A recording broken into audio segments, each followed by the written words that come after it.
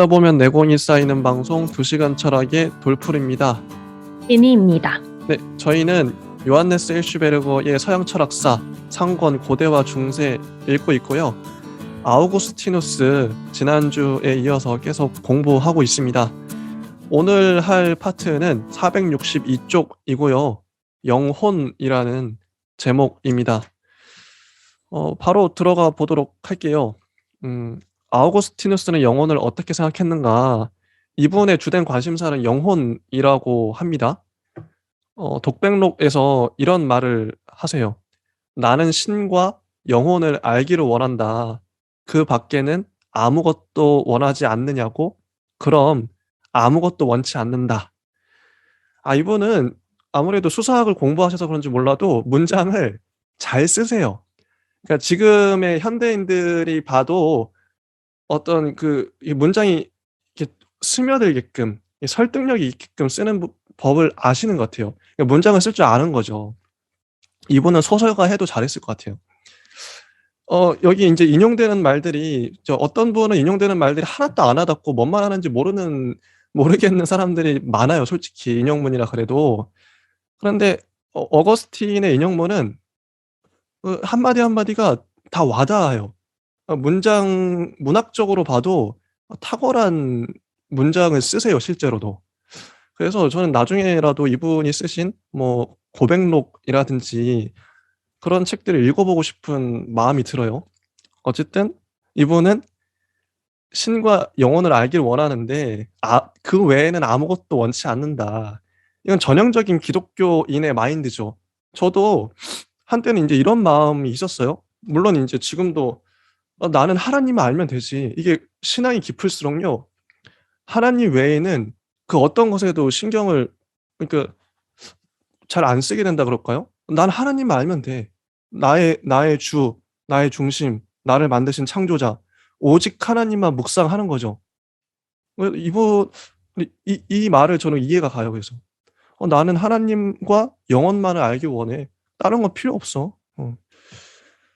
그래서 뭐 그가 영혼을 다루는 방법, 내면적인 관찰, 영혼의 활동을 기술하고 분석하는 재간, 마음을 다 바쳐 이해하는 것 등등은 어거스틴이 드물게 볼 수 있는 심리학적 재능을 가진 사람이라는 것을 잘 드러내 보여준다.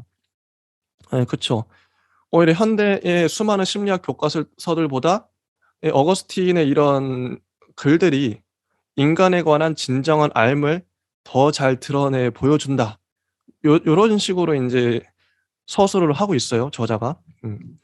그리고 마지막에 이런 말이 나오죠. 그러니까 어거스틴이 품고 있는 문제들이란 영혼과 육체는 어떻게 관계되어 있는가? 영혼 자체는 무엇인가? 영혼의 근원은 무엇인가? 영혼은 언제까지 지속되는가? 뭐 요런 물음들을 갖고 있었다고 합니다. 자, 여기까지가 인제 인트로예요. 요 관련해서 혹시 지니 님은 어떻게 보셨나요? 저는 지난주에 했던 부분에 대해서 조금 더 깊게 들어가고자 했는데요. 네. 아무래도 우리가 기독교 철학이나 중세 철학이라고 얘기를 하면 좀 멀게 느껴지는 감이 없잖아 있는 것 같아요. 그래서 예. 중세 철학 혹은 기독교 철학이더라도 그 안에서 선과 악이라든지 인간에 대한 고민들을 조금 더 많이 추출해 내려고 저는 노력하면서 봤고, 오늘날 중세 철학이나 기독교 철학이 의미가 있는 바가 꼭 종교를 따로 떼놓고 생각할 수 없는 부분이지만, 그래도 종교에 침체돼서 보지 않아도 될 법한 그런 요소들이 되게 상당히 많은데, 그 부분에 대해서 좀 집중해서 저는 보았습니다. 그래서 아마 네. 영혼, 육체 뭐 이런 얘기도 결국 뭐 여기서도 얘기하는 것처럼 플라톤주의자다, 뭐다 이렇게 얘기를 하는데, 그런 게 무슨 의미일까라고 해서 저는 집중해서 봤던 것 같습니다. 좋습니다. 그러면 본격적으로 소제목을 들어가 볼게요. 육체와 영혼이라는 소제목인데요. 당연히 육체와 영혼의 관계에 대해서 질문하고 답하는 그런 것이죠. 본문을 보면 "인간은 하나의 통일체다." 통일체다. 463쪽의 위의 문장을 보면 "인간의 통일은 영혼이 육체를 소유하고 이용하고 지배하는 데에 성립된다." 이거 어디서 많이 보던 그런 그런 뉘앙스죠. 영혼이 육체보다 상위에 있는 위계상. 뭐 플라톤도 그랬고요. 다 대부분이 그렇게 얘기를 했죠. 영혼은 신체를 지배하도록 이성이 주어져 있는 일종의 실체다. 그래서 인간은 본래적으로는 영혼이다. 그러나 이와 반대로 육체는 인간에게 있어서 영혼과 동등한 뜻을 지닌 구성 요소가 아니다. 그래서 인간이란 죽어버릴 이 세상의 육체를 사용하는 이성적인 영혼이다. 음, 요거는 뭐 그리스 철학자들뿐만 아니라 뭐 어거스틴 교부 철학자들도 그렇고요. 현대의 기독교인들도 이런 생각을 갖고 있는 것 같아요. 교회에 다니는 사람들도. 영혼을 육체보다 상위에 두는 거죠. 이런 위계. 되게 익숙한 구도고요. 그리고 육체는 영혼의 감옥이다라고 하는 오리게네스에게 아직도 남아있는 플라톤주의의 비관적인 색채를 아우구스티누스는 앞서간 사람들과 마찬가지로 거부하기는 하나 인간을 본질적으로 영혼이라고 보는 이 시대에 이룩된 관찰은 계속 남아있게 되었다. 이런 그리스도교적인 태도의 공통적인 것으로 이제 이런 태도가 앞으로도 쭉 이어진다는 그런 말이 나와요. 이렇게 설정을 해버렸기 때문에 그러니까 육체보다 영혼을 상위에 두는 요런 사고관념 때문에 신체적인 것, 물질적인 것, 뭐 구체적인 것들을 그런 가치론들이 발전하지 못했다. 요런 내용들이 여기 나옵니다. 진희님은 솔직히 저는 이제 요런 거 읽으면서도 한편에 익숙하면서도 좀 불편했어요. 육체를 자꾸 등한시하는 이런 사고방식. 전 요거의 효과에 대해서 이제 계속 일관되게 지적하고 있는데 이렇게 되면요. 문제가 반드시 발생합니다. 영혼을 귀하게 여기면 이제 실제 인제 살고 있는 어쨌든 이 현실에 있는 거는 육체고 영혼은 이제 저세상 어떻게 보면 인제 천국과 그런 지옥과 관련된 보이지 않는 실체니까요. 이렇게 이런 구도상에서 인제 영혼만 인제 떠받들고 육체를 인제 멸시할 경우 벌어지는 폐악들이 많이 있어요. 저는 저의 입장은 영혼과 육체를 동등하게 영혼도 물론 중요하지만 실제로 기독교에서도 영혼의 부활뿐만 아니라 육체의 부활이 나와요, 성경에도. 나중에 인제 마지막 때에 영혼과 육체가 같이 부활하거든요. 근데 왜 육체를 이렇게 이다지도. 저는 이런 부분이 좀 마음에 안 들었다는 거. 진희 님은 요거 어떻게 보셨나요? 저도 영혼이냐 육체냐 이 두 가지를 놓고 뭐 어떤 쪽을 아우구스티누스가 조금 더 높게 평가했다는 점에서는 그럴 수도 있구나 생각하지만 그렇다고 해서 이런 논리 안에서 아우구스티누스가 육체는 버려야 할 것이다, 무조건 좋지 않은 것이다라고 또 우리가 비약적으로 얘기를 해서도 안 될 것 같아요. 아우구스티누스의 맥락을 조금 더 알아봐야겠지만 그럼에도 불구하고 그가 육체와 영혼을 동일시하진 않았어도 그 안에서 육체에 대해서 뭐라고 말하지 않았을까? 이런 지점을 좀 남겨둔 채로 읽어보아야 하지 않을까? 네, 조심스럽게 이렇게 얘기를 하고요. 왜냐하면 이런 맥락이 궁극적으로 고대 철학의 해석에 가서는 플라톤이냐 아리스토텔레스냐 이 두 가지의 선택처럼 느껴지기도 해요. 뭐 플라톤은 이데아이고 아리스토텔레스는 진료와 형상 중에서도 진료를 조금 더 중시한 경험주의자였다. 이렇게 해서 딱 정리할 수 없는 것처럼 아우구스티누스 역시도 영혼이냐 육체냐 영혼이다 이렇게 단정지어서 얘기하지는 못하지 않을까. 조금 더 읽어보면서 아마 육체에 대해서 다른 해석을 하거나 의미 부여를 했을 텐데 그 부분에 대해서 어떻게 했을까 계속 읽어나가는 것이 조금 더 필요하겠습니다. 입니다.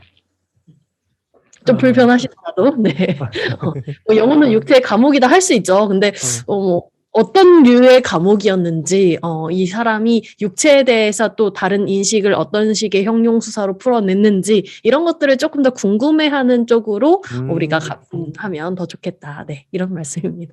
드립니다. 그러니까 이 요약의 한계이기도 한데요. 어쨌든 뭐 hirschberger가 요약을 하면서 어쩔 수 없이 인제 뭐 빠뜨리게 된 생략된 요소들이 많이 있을 것 같아요. 거칠게 인제 되게 엄청난 많은 텍스트들을 이 몇 문장으로 요약한 것일 텐데 거기서 빠져나가는 그런 것들이 있었겠죠. 그래서 전 본문을 많이 좀 나중에라도 본문을 찾아보고 싶습니다. 자, 464쪽. 예. 우리 요번 시간 시작하기 전에 네. 돌불님께서 뭐 참고할 만한 문헌 물어보셔서 직전에 잠깐 찾아봤는데요. 예예. 국내에서도 그렇고 국외까지 통틀어서 아우구스티누스의 연구 자체가 되게 방대하기 때문에 그것을 하나의 저작으로 묶어서 얘기하기가 쉽지도 않고 그런 사람도 거의 없다고 해요. 그런데도 불구하고 그의 저작들을 모두 이해해서 풀어내지는 않았지만 그중에서 좀 많이 보는 이제 학계에서 많이 보는 사람이 우리 이야기하고 있는 단톡방에 나왔는지는 모르겠지만 에티엔느 질송이라는 사람의 책인데요. 김태규 님이 옮기셨고 성균관대학교 출판부에서 2010년도에 나왔던 그 아우구스티누스의 사상의 이해라고 되어 있는 책이 있다고 합니다. 그래서 그 책을 좀 아우구스티누스 전반적으로 공부하고 싶고 알고 싶으신 분들이 좀 참조하셔서 보시면 되겠고 이 책 역시도 주제별로 다루고 있다고 하니 그 주제별로 다루고 있는 부분 안에서 우리가 지금 얘기하고 있는 뭐 영혼 부분이라든지 영혼과 연결되는 바로 직전에 이제 직후에 연결이 되겠죠. 인간 뭐 책임 뭐 이런 맥락에서 좀 참조를 많은 수 하시면 아마 해답을 나름 찾으시지 않으실까 싶습니다. 네, 좋습니다. 감사합니다. 요런 거 너무 좋고요. 자, 다음 소제목은 실체성에 대한 건데요. 자, 본문에 이렇게 나와요. "영혼이 정말로 하나의 실체냐?" 요걸 묻고 있어요. 정말로 영혼이 하나의 실체냐. 그래서 아우구스티누스는 영혼이 실체라고 하는 것을 자아 의식을 분석함으로써 근거 지운다고 합니다. 그러니까 내가 자아가 있다는 것을 의식하면은 영혼도 있는 거죠. 요 논리는. 자아가 이 세 가지를 밝혀요. 자아가 실제로 있다는 것, 이거 실제성, 자아의 실제성, 그리고 자아가 독립해 있다는 것, 이거 두 번째. 그 세 번째, 자아가 계속해서 있다는 것, 이 세 가지를 밝힌다고 합니다. 하나씩 한번 볼게요. 자아가 독립해서 있다고 하는 것은 자아를 그 작용과 비교하는 데서 생긴다. 자아는 자아의 작용과 다른 어떤 것이다. 요게 인용문을 보면 되는데요. 삼위일체론에 이런 말이 있습니다. 기억, 사고하는 힘, 사랑이라는 이 세 가지는 나에게 속해 있으며 독자적으로 있는 것이 아니다. 이것들은 그들이 하는 일을 하나 스스로를 위해서가 아니라 나를 위해서 한다. 오히려 내가 작용을 통해 활동한다. 요컨대 나는 기억을 통해서 생각해내는 자다.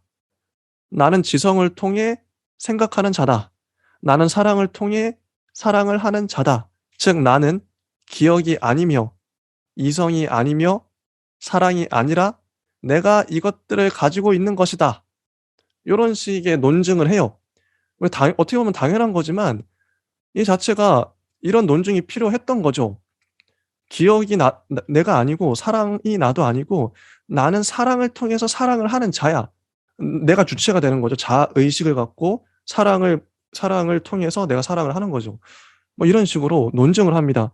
그러니까 자아가 독립해 있다는 것을 밝혀내요. 어.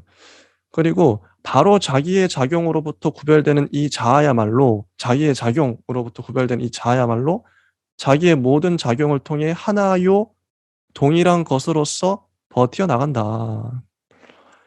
의식의 내용이 아무리 변하더라도 자아는 지속된다는 것을 분명하게 밝히고 있다. 이렇게 함으로써 그는 영혼이 실체라는 것을 확실하게 밝혀냈다. 왜냐하면 우리들은 독립적이고 지속적이며 실제하고 있는 존재를 실체라고 말하기 때문이다. 이게 실체의 정의거든요. 실체란 독립적이고 지속적이고 실제하고 있어야 되는데 아까 인제 방금 했던 그 논증을 통해서 밝혀낸 바가 자아 의식을 밝혀낸 바가 자아가 독립적이고 지속적이고 실제해. 그래서 실체야. 그래서 영혼도 실체해. 요런 식으로 논리적으로 밝혀냈던 것이죠. 전 이 문단 자체가 짧지만 철학의 맛을 보여준 것 같아요. 논리적이잖아요. 누구라도 설득할 수 있게끔. 그래서 좋았습니다. 예. 지니님은 어떻게 보셨나요? 저는 이 부분을 읽을 때도 표시를 해놓긴 했지만 네. 지금 이제 돌풀님이 한 번 더 읽어주심으로 인해서 새로운 생각들을 좀 하게 됐는데요. 어, 그런 점이 아마 우리 채널의 좀 중요한 지점인 것 같아요. 혼자 읽을 때, 아, 그렇구나 하고 뭐 요약 정도로 그치거나 아니면, 아, 요 정도 중요하다라고 생각하고 그냥 단순하게 넘어갈 수 있었던 정보나 지식이 사실은, 좀 상호 텍스트적으로, 동시간대, 생각할 수 있는 바가 좀 더 넓어지는 것 같고요. 그런 맥락에서 여기에서는 자의식이라고 번역된 바에 대해서 좀 더 생각을 해봤습니다. 지금 현재 읽어주신 부분에서 왜 이렇게 자아라고 번역을 했을까, 좀 생각을 더 해봤고요. 그 개념을 풀어서 설명을 해주시는 이 인용문, 네, 읽어주셨던 부분, 그 부분에서 좀 힌트를 찾을 수 있을 것 같은데, 우리가 보통 자아나 다른 말로 나 자신에 대한 의식이나 뭐 자기 동일성을 인식하는 어떤 것에 대해서 현대어로는 자아라고 별로 하지 않고 주체라고 많이 얘기를 하죠. 그래서 자아와 주체의 간략한 차이점 이제 조금 구별을 해서 얘기를 해 본다면 근대 철학에 입각한 생각하는 주가 되는 나 자신은 자아라고 보통 많이 하고요. 그래서 데카르트 개념을 중심으로 해서 자아, 인식 이런 얘기를 많이 하죠. 그런데 이제 우리가 현대 철학으로 넘어오면서 주체라는 개념으로 좀 달리해서 얘기를 합니다. 그것이 궁극적으로 이 여기서 말하는 지점의 차이라고도 좀 볼 수 있는데 아마 이때의 개념 역시도 직전에 말했던 그 근대 철학의 개념에서의 자아의 개념과 조금 다 있을 것 같고요. 주체의 개념과는 조금 멀어질 수도 있겠다 싶었어요. 왜냐하면 그 자아의 개념은 내가 생각하는 바와 나의 영혼, 그래서 이제 나의 어떤 주인의식, 그리고 내가 생각하는 바에 대한 모든 개념과 관념 자체가 다 나를 위한 것이라고 얘기를 하고 있죠. 그래서 내가 주인의식을 갖고 그 모든 것을 통제할 수 있고 컨트롤할 수 있는 것으로서 얘기를 하고 있지만 주체에 대한 개념으로 그것이 바뀌어지면 비록 나의 생각이지만 나의 영혼이지만 내가 컨트롤할 수 없는 영역의 어떤 내 안의 타자 얘기가 이제 바로 거기 안에서 나오는 그 개념이 좀 구별될 수 있거든요. 그랬을 때 여기 우리 지금 아우구스티누스 읽고 있고 그 안에서 자아에 대해서 얘기를 하면서 영혼 얘기를 하고 있는데 그것이 궁극적으로 나의 영혼 혹은 나의 자아라고 말할 수 있고 여기서도 뭐 나의 기억, 나의 지성 이렇게 얘기할 수 있는 바를 통해서 우리가 이제 근대 철학으로 넘어가는 개념의 그 과도기로서 읽어낼 수 있겠구나라고 저는 그 생각을 해봤습니다. 맞네요. 진짜 여기서도 어떻게 보면 중세에는 하나님이 중심이기도 한데 신이죠. 신이 중심인데 근대로 넘어가는 계기는 중심이 신에서 인간으로 넘어간 거잖아요. 근데 이미 아우구스티누스가 나를 얘기를 함으로 인해서 신에서 나로 넘어갈 수 있는 그런 교두보를 자기가 만들었다. 어 되게 중요한 발견인 것 같아요. 예. 이미 어거스틴 안에 중세도 있고 근대도 있는 것이죠. 어.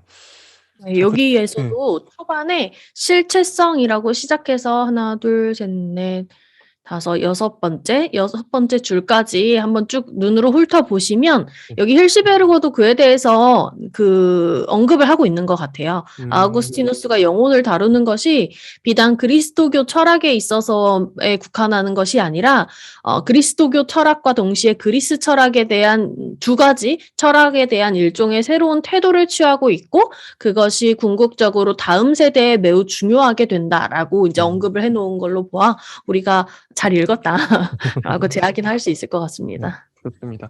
자 다음 소제목은 비물질성이에요.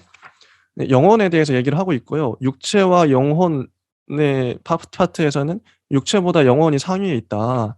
더 앞선다. 실체성, 영혼은 정말 하나의 실체다. 영혼은 독립적이고 지속적임을 실제하고 있다." 요것까지 우리가 정리를 했고 그다음에 세 번째 소제목 비물질성, "영혼이 비물질적이다." 이런 건데 이게 되게 짧아요. "우리들의 마음의 작용은 모두 공간적인 연장이 없다." 연장이라는 건 공간에 어떤 확보하고 있는 그 테두리 뭐 뭐 어떤 물체든 간에 그 공간을 확보하고 있는 그 어떤 영역이 있잖아요. 그게 연장이라고 하는데 마음의 작용은 공간적인 연장이 없죠. 당연히 마음에서 생각하는 게 뭐 미움이든 슬픔이든 기쁨이든 행복이든 연장이 없잖아요. 모두 연장이 없는데 물체적인 것은 모두 높이와 넓이와 깊이를 가지고 있다. 그래서 그는 영혼은 비물체적인 종류의 것임에 틀림없다고 결론짓는다. 이거 짧지만 아까서부터 보시면 아시겠지만 되게 논리적이에요. 되게 합리적이고 상식적으로 그러니까 누군가를 이게 어거스틴은 설득하기 위해서 그냥 변증하기 위해서 이교도뿐만 아니라요. 그렇게 글을 썼기 때문에 뭐 어찌 보면 당연한 것을 증명하고 있어요. 당연한 걸 논리적으로. 혹시 요 비물질성 관련해서 하실 말씀이 있으실까요? 비물질성 역시도 아까 자아 개념에 연결해서 근대 철학 쪽으로 이어지는 부분의 중요한 키워드라고 저는 보이는데요. 데카르트가 어, 우리가 소위 데카르트 얘기를 하면 방법론적 회의라고 얘기를 많이 해요. 그래서 회의 자체, 의심하는 것 자체를 방법론으로 채택해서 나는 생각한다, 구로 존재한다라는 극단까지 밀어붙였다라고 아주 간략하게 얘기할 수 있겠는데요. 그것에 대해서 생각하는 자아에 대해서 공간적 연장이라는 말을 개념을 써요. 직접적으로. 그래서 연장 개념에 대해서 데카르트적인 해석이 또 있어서 그 부분과 연결이 되는 것 같고 우리가 철학사를 번역함에 있어서 이런 개념어들의 연결이 되게 중요해서 번역이 비교적 좋지 않은 책이라고도 하시는 분들이 많은데 좀 살펴보다 보면 또 보이는 만큼 보이게 마련인데 또 보다 보면 연결 지점을 찾을 수 있구나. 그래서 뭐 잘 번역된 것 같기도 한 네, 그런 느낌을 받았습니다. 그래서 여기서 캐치할 만한 부분은 연장 개념이다. 네, 맞아요. 요 정도입니다. 예, 연장이 데카르트로 이어지죠. 자, 네 번째 영혼의 불멸성에 대해서 얘기를 하는데요. 영혼이야말로 불멸하는 것이어야만 한다. 그의 영혼의 불멸에 관한 증명의 기본 사상은 다음과 같다. 진리가 변치 않고 영원하죠. 예, 진리는 영원합니다.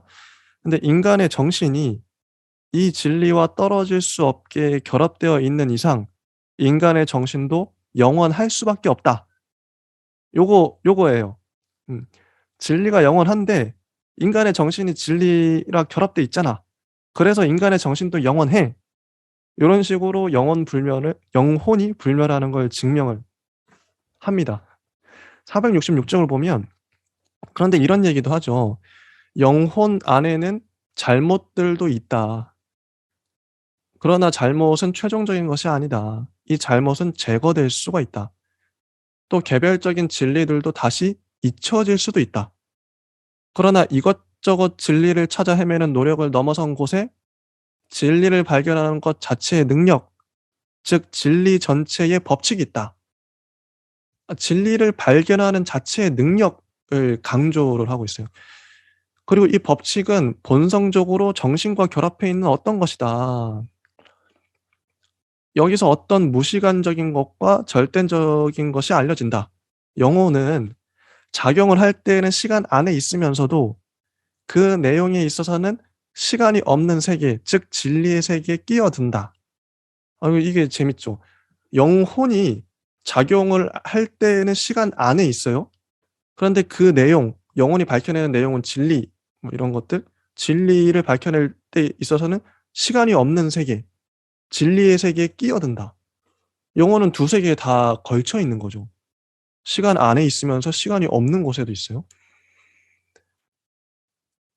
이런 것들로 영혼이 뭐 살아 움직이는 자아는 바로 회상하고 생각하고 의용하고 사랑한다.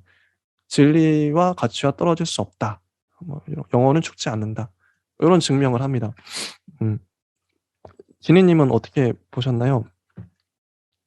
저는 이 마지막 부분이죠. 이제 우리 근원까지 하면 아우구스티누스 이제 정리를 하게 되는데요. 맞나요? 다른 주제 나오기 전까지. 네. 계속 영혼 뭐 이런 얘기를 하고 있는데요. 아까 말씀드린 것처럼 인간에 대해서 계속 생각하면서 저는 읽었다라고 말씀을 드렸는데 이 부분에서 더 그랬던 것 같아요. 궁극적으로 영혼을 말하고 있지만 우리가 우리 영혼을 얘기를 하면서 우리 영혼이 곧 나이다라고 말하거나 아니면 영혼이 곧 인간이다라고 말하고 있진 않죠. 그래서 아우구스티누스가 말하고자 한 것도 영혼이 곧 인간이다 이렇게 얘기하고자 한 게 아니라 사실은 그 영혼과 육체의 결합 자체가 인간이지 않을까. 궁극적으로 조금 더 구체적으로 말하자면 여기서 얘기한 것처럼 뭐 육체 아니면 그 지성 있죠. 이성 아니면 영적인 어떤 부분의 영혼 그것의 종합 유기적인 어떤 결합, 피조물 이것이 궁극적으로 인간이라고 인식하고 있는 것 같은데 그래서 저는 이 아우구스티누스가 그 결합에 대해서 서로 떨어져서는 안 된다라고 생각하는 이 지점을 좀 더 강조하고 있는 것처럼 느껴졌고, 그래서 우리가 이제 영혼과 육체는 서로 다르지만, 그래서 그는 어느 것 하나를 인간이라고 말하지도 않았고, 그 영혼의 실체성에 대해서 조금 더 강조하고 있긴 하지만, 그와 동시에 한계로서 또 우리가 아포리아라고 얘기를 하죠. 그래서 더 아우구스티누스의 아포리아가 좀 더 강력해지지 않는가라고 하는 생각들을 해봤습니다. 마지막 영혼의 성격 중에서 영혼의 근원에 관한 물음을 던지는데요. 자, 그에게 있어서 확실했던 것은 영혼이 신플라톤주의의 범신론적인 뜻으로 신으로부터 흘러나올 수 없다는 것이었다. 왜냐하면 만약에 영혼이 신으로부터 흘러나온다고 한다면 영혼은 어떤 방법으로서건 신의 한 부분이어야만 하기 때문이다. 이게 뭔 말이냐면 영혼이 만약에 신으로부터 유출된 것, 이게 신플라톤의 견해잖아요. 이렇게 될 수가 없는 게 왜냐면 신으로부터 유출된 영혼이 어떻게 악이 있냐. 영혼에 악이 있으면 그 신에게도 악이 있다는 거잖아요. 이게 말이 안 되는 거죠. 그래서 영혼은 창조된 것임에 틀림없다고 생각을 하는데 467쪽에 보면 여러 가지 이제 영혼의 가능성들에 대해서 얘기를 해요. 영혼이 생기게 된. 자, 출생설은 뭐냐면 영혼이 아담의 영혼에서부터 생겨났다. 아담이 자식을 낳잖아요. 그러면은 아담으로부터 영혼이 이어지고 이게 출생설이고 창조설은 각각의 영혼은 각기 독자적으로 창조되었다. 하나님에 의해서 만들어진 거죠. 피조물처럼 영혼들도. 그리고 또 어떤 설이 있냐면 영혼들은 신 안에 있다가 육체에게로 보내졌다. 혹은 영혼이 신 안에 있다가 자진해서 신체 안으로 들어갔다. 뭐 이런 썰들이 있어요. 근데 창조설은 어거스틴의 신학에다 여러 가지 어려움을 마련해 줬대요. 왜냐하면 이렇게 되면 이렇게 하나님이 영혼을 창조했다 이렇게 돼 버리면 원죄는 내가 타고난 거잖아요. 출생할 때부터 죄가 있는 거잖아요. 원죄가 잘 설명되지 않는데요, 창조설로 얘기를 해 버리면. 근데 출생설은 아까 출생설 아담으로부터 영혼이 생겨났다. 이어지고 자손대로. 출생설은 원죄를 설명하는 데는 알맞대요. 아담의 죄가 내려왔지. 원죄 오케이 되는데 유물론으로 되어버릴 위험이 있다고 합니다. 유물론. 그래서 어거스틴은 만년에 이르러서 이 점에 있어서는 명확한 것을 발견할 수 없었다고 고백하고 있어요. 정직한 거죠. 나도 모르겠다 이런 거예요. 영혼이 어디에서 왔는지 잘 모르겠어. 이거 어떻게 논리적으로 설명할 수가 없네. 뭐 요 정도. 요거 아포리아라고 해서 일종의 난관, 딜레마에 봉착한 거죠. 요 정도. 인제 영혼에 대한 이야기의 끝이고요. 진희님은 어떻게 생각하시나요? 영혼이 어디로부터 왔을까요? 이게 영혼이 어렵죠. 어디로부터 왔는지 너무 어려운 질문이고요. 어렵죠. 어디로부터 왔는지보다 제가 생각하는 것은 이 아우구스티누스의 아포리아가 뭘까라고 조금 더 다른 질문을 만들어 봤는데요. 아마도 시간성일 것 같아요. 음. 앞서서 우리가 이제 신이라든지 여러 가지 얘기하면서 신은 무시간성의 존재다라고 얘기를 계속하고 있고, 그렇기 때문에 무한선이 될 수 있고 하나일 수 있고 이런 생각을 하는데요. 여기서도 명확히 구분을 하죠. 영혼이 신으로부터 흘러나온 것이 아니다. 그러면 이제 모순이 되니까. 그러면 우리가 생각할 수 있는 바는 우리의 영혼은 시간성을 입어서 존재하고 있는데 그 시간성을 입었기 때문에 궁극적으로 선에서 악으로 가기도 하고 마치 이게 낡은 것이 우리가 가지고 있는 진료들이 시간성을 입어서 늙거나 낡거나 죽거나 쓸모 없어지는 것처럼 그렇게 될 수 있다는 것을 인정하고 있거든요. 그러면 우리가 이 두 가지 인간의 두 축으로 볼 수 있는 육체와 영혼을 계속 얘기하고 있는데요. 영혼도 사실 시간성을 입어서 이렇게 될 수 있다는 지점을 인정을 하면 육체와 다름이 아닌 게 돼버리거든요. 그러면 두 가지를 굳이 구분할 필요가 있는가? 저는 이런 생각을 또 해봤고 그 안에서 이제 아마 아구스티누스도 여러 가지 아포리즘에 빠지지 않았을까 이런 생각들을 해봤습니다. 여기까지 하고요. 다음 시간에는 어거스틴의 선과 신구에 대해서 공부해 보도록 하겠습니다. 네, 감사합니다.